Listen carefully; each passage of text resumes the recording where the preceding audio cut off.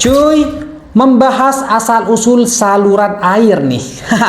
Saluran air dibuat manusia untuk mengalirkan air bersih dan membuang limbah agar lingkungan tetap sehat nih. Sistem saluran air tertua ditemukan di peradaban lembah Indus sekitar 2600 sebelum Masehi. Kota seperti Mohenjo-daro sudah memiliki pipa tanah liat di bawah rumah.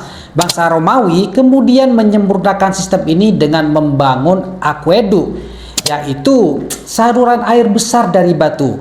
Salah satu tokoh pentingnya adalah Marcus Vitruvius Pollio nih, seorang arsitek Romawi yang menulis sistem teknik air dalam bukunya. Saluran air Romawi mampu mengalirkan air sejauh puluhan kilometer. Di era modern, konsep ini berkembang menjadi sistem drainase kota. Saluran air kini pun berperan penting dalam mencegah banjir, menjaga kebersihan, dan melindungi kesehatan masyarakat. Next, mau bahas tentang apa lagi nih? Cobalah komen. Seiring pertumbuhan kota industri,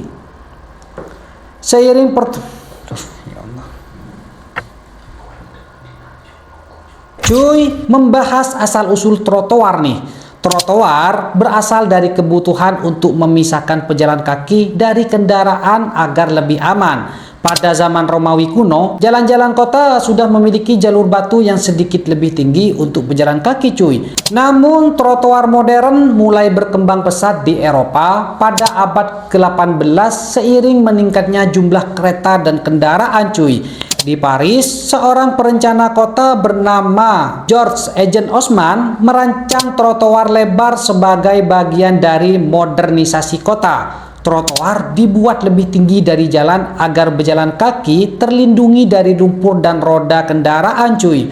Konsep ini kemudian menyebar ke berbagai kota besar di dunia. Seiring perkembangan kota modern, trotoar juga dilengkapi dengan lampu kursi dan jalur disabilitas. Hingga kini, trotoar menjadi elemen penting dalam perencanaan kota yang aman, nyaman, dan ramah pejalan kaki. Next, mau bahas apa lagi nih? Cobalah komen. Cuy, membahas asal-usul AC nih. AC pertama kali diciptakan pada tahun 1902 oleh Willis Haviland Carrier cuy, seorang insinyur asal Amerika Serikat. Penemuan ini awalnya bukan untuk mendinginkan ruangan, melainkan untuk mengontrol kelembapan udara di sebuah pabrik percetakan di New York. Kelembapan yang tidak stabil membuat kertas mengembang dan tinta menjadi tidak presisi cuy. Carrier kemudian merancang mesin yang mampu mengatur suhu dan kelembapan secara bersamaan. Dari sinilah teknologi pendingin ruangan modern lahir. Pada tahun 1920-an,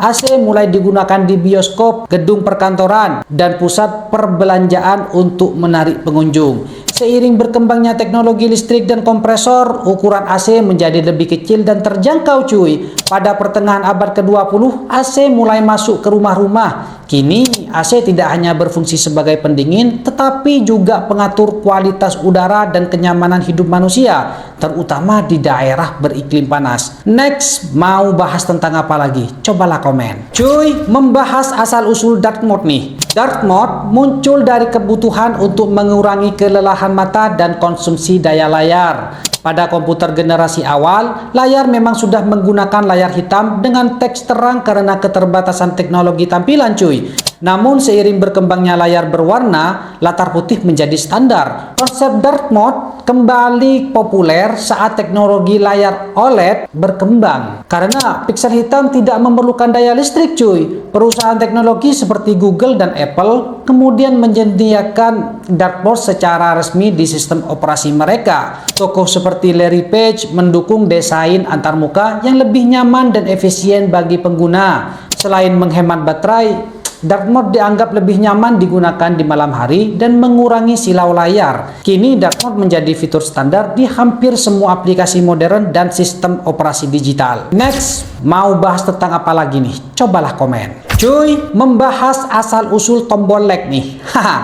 Tombol lag diciptakan untuk memberi respon cepat tanpa harus menulis komentar panjang cuy. Awalnya muncul di platform Friendfeed nih pada tahun 2007 sebagai cara sederhana menandai konten yang disukai. Namun, tombol like menjadi fenomena global setelah digunakan oleh Facebook nih. Tokoh penting di balik penerapannya adalah Mark Zuckerberg yang melihat tombol like sebagai cara meningkatkan interaksi pengguna. Awalnya tombol ini hanya dimaksudkan sebagai ekspresi sederhana. Seiring waktu, tombol like berkembang menjadi indikator popularitas, persetujuan sosial, dan bahkan status digital. Algoritma media sosial kemudian menggunakan jumlah like untuk menentukan konten yang muncul di beranda pengguna. Hal ini membuat tombol like memiliki pengaruh besar terhadap perilaku pengguna internet cuy. Kini tombol like digunakan hampir di semua platform digital dan menjadi bagian penting dari budaya media sosial modern. Next, mau bahas tentang apa lagi nih? Cobalah komen. Cuy, membahas asal-usul scroll layar nih. Scroll layar berasal dari kebiasaan manusia membaca gulungan teks pada zaman kuno. Bangsa Mesir dan Romawi membaca tulisan di atas papirus dengan cara menggulung dan menggesernya secara perlahan dari satu sisi ke sisi lain cuy. Cara membaca ini menjadi dasar konsep scroll. Ide tersebut pun kemudian diadaptasi ke dunia komputer. Pada tahun 1968, ilmuwan komputer Douglas Engelbart nih memperkenalkan sistem antarmuka grafis yang memungkinkan pengguna menggeser tampilan layar untuk melihat informasi lebih banyak. Ia juga dikenal sebagai penemu mouse. Konsep scroll semakin berkembang ketika komputer pribadi mulai digunakan secara luas pada tahun 1980-an cuy.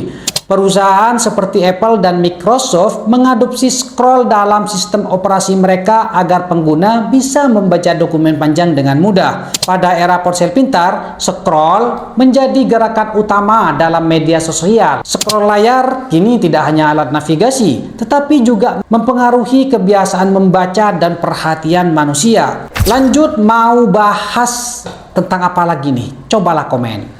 Cuy, membahas asal-usul notifikasi nih.